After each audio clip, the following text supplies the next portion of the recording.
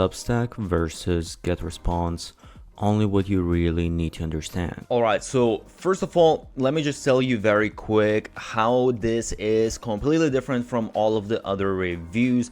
Basically, vast majority, all of the reviews really tell you all of the different features of the softwares, but they just give you a list and that's it, and at the end you are still confused because you don't really know what actually is the best for your specific needs. Whereas what I try to do with my reviews is I don't tell you about all of the different features, I tell you only specific features that you actually need to know to make a decision.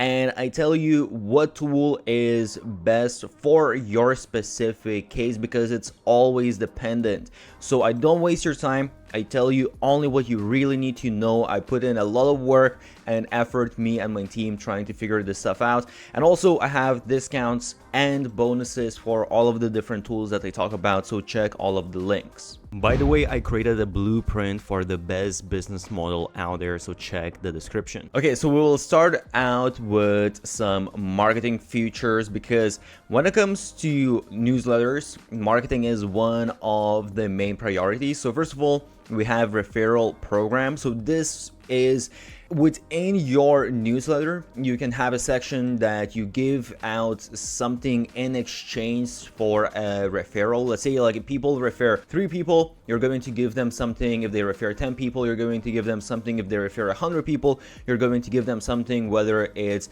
some digital freebie, coaching session, some physical good, whatever it is. There's a lot of cases of newsletter softwares growing crazy using this exact thing. So it can be very, very beneficial. So Substack doesn't have this and you can't integrate other tool. GetResponse, you need to use a third-party software to be able to do this. Next, super important marketing feature is the recommendation network. And what this means is basically, let's say someone subscribes to your newsletter and then you have this pop-up that shows other newsletters that they might be interested in. So you're kind of exchanging this newsletter subscriber, whatever you want to call it. It can be a very powerful way of growing your list as well, because you don't really need to do anything. You just need to find someone to have these recommendations exchanges with. Substack has this within the software. GetResponse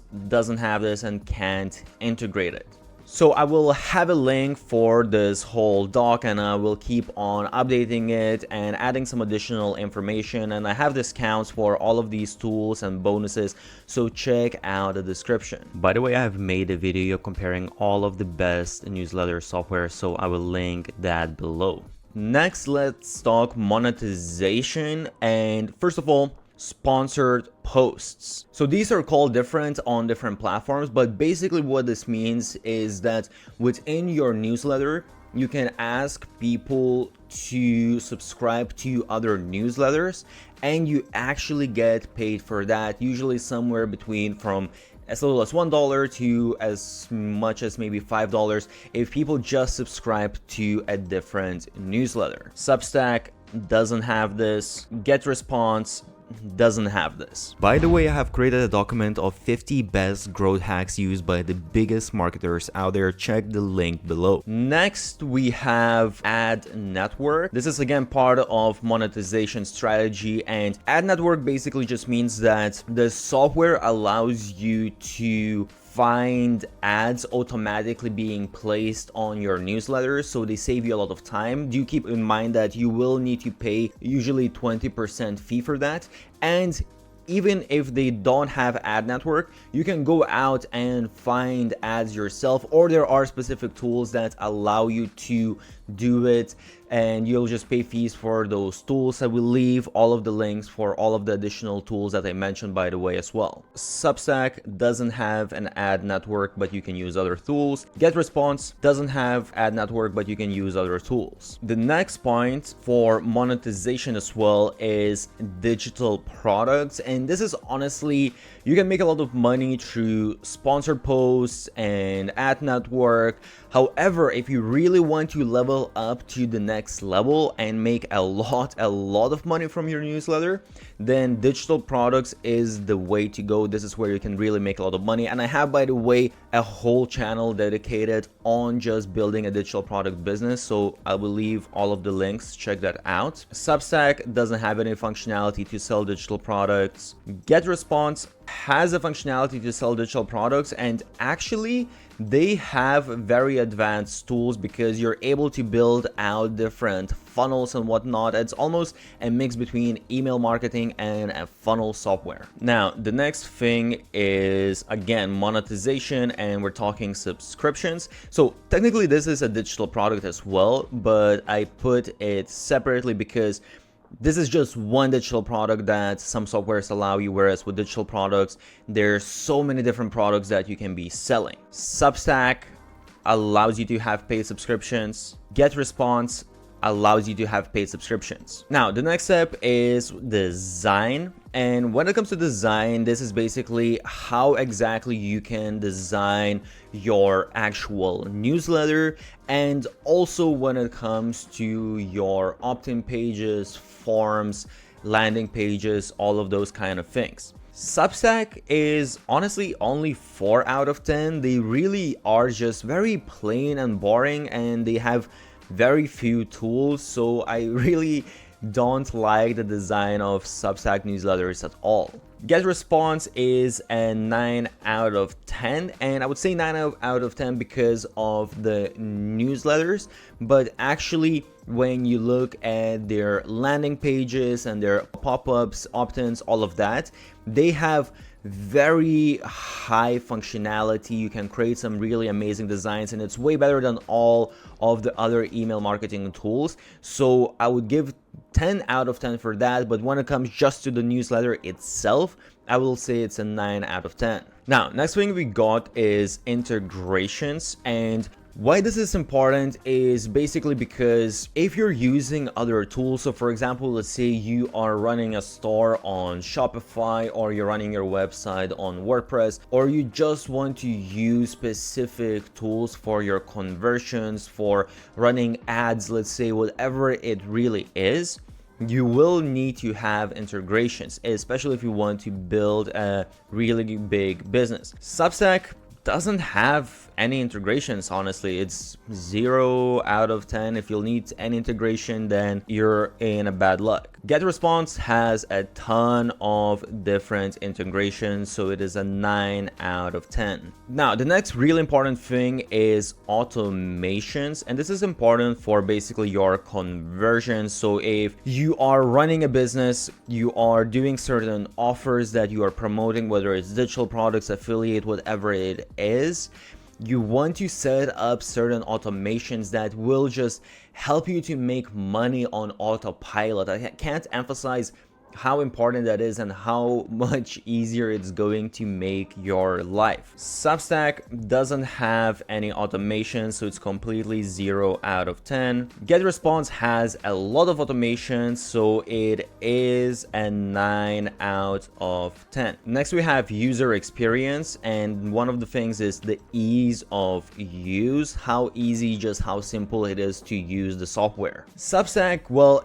it's just very basic software, so honestly the ease of use is a 9 out of 10 because you have so very few features to really work with. When it comes to ease of use with GetResponse, I'm actually quite surprised because it is a very advanced software. They have a lot of different functionalities, but I will give them a 9 out of 10 because it is still very straightforward even with all of the different stuff they have. So when it comes to pricing, I will say that when it comes to Substack doesn't really have like a pricing page per se.